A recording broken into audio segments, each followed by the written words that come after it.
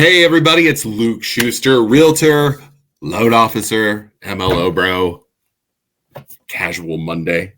I'm always casual. I'm not going to lie. I had to wear a golf shirt the other day. I don't know if you saw the post, but I hate it. Anyways, we can do just as good as everybody else and just dress casual. Everybody expects it, right? So why are we here today? So today we're talking a little bit about the changes happening in the real estate world. If you've been living under a rock, there was a very big lawsuit that took place, and the Realtors Association, they lost. And there are some big changes happening now that are going to affect buyers, sellers, real estate agents, and the way we've all done business in the past. And it's very complex. It's very, gets into a whole bunch of different stuff. But I'm going to try my best to make it as easy as possible to explain. So then that way you know exactly what's going on when you go to buy, you go to sell. Maybe you're a realtor and you want to learn a little bit. I don't know, maybe you know about this, but that's what we're going to do. So hang tight. Let's see what we got here. So the best place to start is at the beginning and how realtors got paid prior to this lawsuit and prior to the changes. So basically the way pay had worked for realtors was a seller and a selling agent. That's the guy who lists that property or girl who lists the property. And they would come up with an agreement that would say, hey, I, the listing agent, the selling are going to get this much percent of what you pay for commission. And then we're going to pay the buyer's agent and broker that much, right? So common practice was 6%. So the seller would have to pay 6%. And then that would sometimes be split between the buyer's agent, the buyer's broker, the seller's agent, and the seller's broker. Make sense? Easy, right? So, anyways, lawyers got involved. I don't believe it. You're meant to come down here and defend me against these characters, and the only one I've got on my side is the blood-sucking lawyer. Thank you. It was very, very simple. Now, those were always negotiable, right? You could literally, as a seller, say, well, I don't want to pay that. I want to pay 5%, and I'm going to pay the buyer's broker and people 2%, and you're going to get 3%. You could do 4%, 2%. There was always negotiation, at least where I'm from. And I know my agents in Northeast Ohio would agree. Actually, I think all the agents in Ohio would agree. But something happened out west somewhere, and it got all messed up, and the seller said, this isn't fair. We're going to sue. Again, like I just said, lawyers got involved. Thank you. Right? So what happens now? Okay. Now, before, when I would show buyers a house and they'd say, hey, I'm interested in this house. Let's see if I could see on what's called the MLS. It's a system that all the realtors use for listings and to see and to show houses to their buyers and that kind of stuff. So what we would do is we would actually see how much we would make on a deal. I'm talking about this. So if I'm showing a buyer house, I'd see, hey, it's 2% on a $100,000 house. I'm making $2,000. There's a percent between me and my broker, me and my real estate company that they take, and that's how much I make. Those days are done. You are done. Sellers and sellers agents and sellers brokers are no longer permitted to put that percent in the MLS system. So going into a house, I, as a realtor, when I'm showing you a house, I have no idea how much money I'm going to make, right? Because the sellers aren't picking that anymore. So what's going to happen now is you are going to sign a buyer's agreement, okay? A buyer's agreement. Let me pull that up real fast. All right, so let's check this out, shall we? This is ours at EXP's buyer broker representation agreement. I had to look because it's like 8 words. It's basically a buyer agreement. Now let's kind of just go over this. So before you see a house from now on, even if you just want to walk through it, you're not interested in buying it, you are going to have to legally sign one of these documents. Somebody asked, well, what about open houses? Those don't count. You can still go to an open house. You don't have to sign these. But if you ask a realtor to bring you back, you have to sign one of these, okay? And let's kind of just zoom in here so we can kind of see what we're doing. And I'm going to look at the screen. Forgive me while I'm not looking at the camera.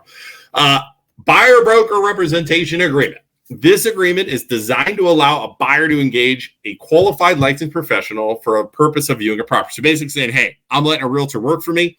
And then number one, you're going to pick residential, land, commercial. What geographic location, right? So if I have one, it's going to be Northeast Ohio because that's where most of my real estate is done. Length of agreement. Now pay attention here because if you get some unscrupulous, is that the right word? Unscrupulous? I think so. Real estate agent.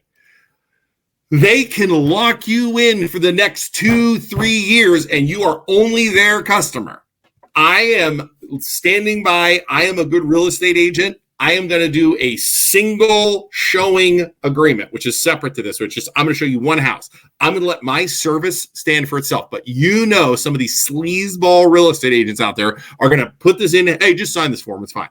And you are going to be locked in with that real estate agent forever. So you got to watch this. Okay. Length of agreement. This agreement shall begin on the date last signed by the buyer and the broker and will automatically end. So literally I could put like June 1st, 2040, and you're my real estate agent, I'm your real estate agent forever.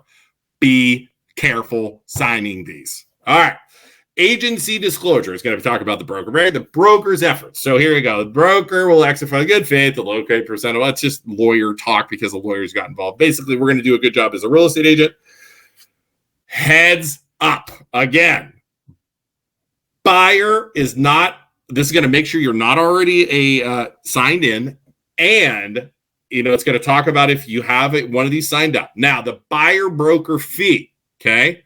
The broker shall be due and payable upon successful closing if the buyer enters into an agreement to purchase any property within blank days following expiration. So it's saying, look, you sign this, you go find a house in this area, you're going to pay this real estate agent this much money. You are locked into that agent. I'm telling you, I don't like the fact that you're going to get locked in because I know people are going to get locked in and they're not going to be told, and it's going to be some slimeball real estate agents. Just pay attention. That's why I'm doing this, okay? It's about learning. Now, the broker fee is blank percent of the gross purchase of the property or exactly a dollar amount. Now, historically, like I said before, sellers would pay this. Sellers no longer have to pay this amount, okay? Now, 2.5%, 3%, that's kind of the going rate in our area, is pretty normal for a real estate agent and their broker company to get paid. So what's going to happen now, since the sellers are no longer saying, hey, we're going to pay you this much. So when we write an offer, okay, with a buyer to present to the seller and the seller's agent, this is the way I'm thinking it's going to go. You're going to ask, or your agent's going to ask the seller to pay what's called a concession. Okay. A concession towards the real estate fee or the broker fee. So if I put 2.5%, I'm going to say, hey, Mr. Seller, here's our offer. It's $100,000. I'm asking you to pay the buyer's God, so many words. Well, I'm asking you to pay the buyer's concession to pay for the broker fee that's going to pay me, right? Now, let's just say by chance the seller says, hell no, I'm not going to pay you. You're a jerk. And you talked about the deer at Mill Creek Park or whatever else, right? So it could happen.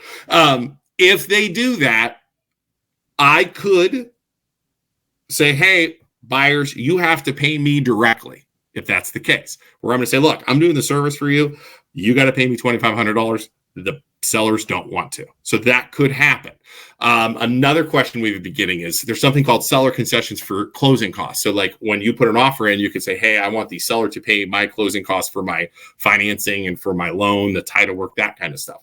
That is not the same bucket as a seller concession for paying a real estate agent. So like Fannie, Freddie, FHA, they have certain percents you're allowed to pay from a seller to a buyer. That is totally separate. It will not affect this. So I hope that makes sense. All right. And again, if you keep getting into here, it's going to basically say, you're paying the broker no matter what. Now, another thing with that 3% back up here, or the 2.5%, 3%, it is not a guaranteed fee. If I put 3% in there, okay, if I put 3% in there, I can make less. I can't make more. Does that make sense? So I could reduce it to 2 to make the deal go. I could reduce it to 1.5 to make the deal go. I could reduce, I can't go above whatever number I put in there. So it's not going to be like, hey, I want 4% now, right? Makes sense. Another thing you got to be aware of too is we're not allowed to put on the MLS, the system, as a seller. We're not allowed to put, hey, I'm paying a fee of 3%. However, I can put a seller concession is available of 3%. Exactly. It's like tomato, but that's the way these lawyers did it, and that's the way we're going to do it. So does that make sense? So again, let's highlight some different things. Let's get rid of this thing. So does that make sense? And, basically in summary, sellers are no longer going to be allowed to put what they're paying and offering the buyer's broker and buyer's real estate agent. I'm talking about this. Buyers agents have to ask the sellers to pay. If they don't, you're going to have to work something out with your buyers or your real estate agent to say, hey, I have to pay them or whatever else. You're going to talk to them. It's going to be a conversation. And then again, back to this, please, if you are signing one of these as a buyer, watch how long the length of agreement is for. You could get locked in to a terrible real estate agent for years. That is not a joke. Like I said, I know I'm a good real estate agent. I know I work hard. I'm going to do these individually for each property. I'm not going to say, hey, I work for you for years. It's not going to happen. I wouldn't want to lock somebody in. And I sure hope to God my fellow real estate agents are thinking the same way about this, because if you lock buyers in and you're forcing them to pay, what kind of person does business like that? So again, that is the big changes. If you have any questions, feel free to ask in the comments. Feel free to ask. You could call me. My number is right here. Realtor Loan Officer Luke Schuster. There's the NMLS number to be legal, 330-651-7081. I operate in mostly Northeast Ohio. I am a realtor and I am a licensed loan officer. So I can literally take you from start to finish with financing, real estate, all that fun stuff. So again, give me a call if you have any questions about this NAR stuff. Agents, if you have any questions and not getting helped out, let me know. I'd love to help. So good luck all. Have fun out there in the brand new world of real estate. We'll talk to you later. Bye.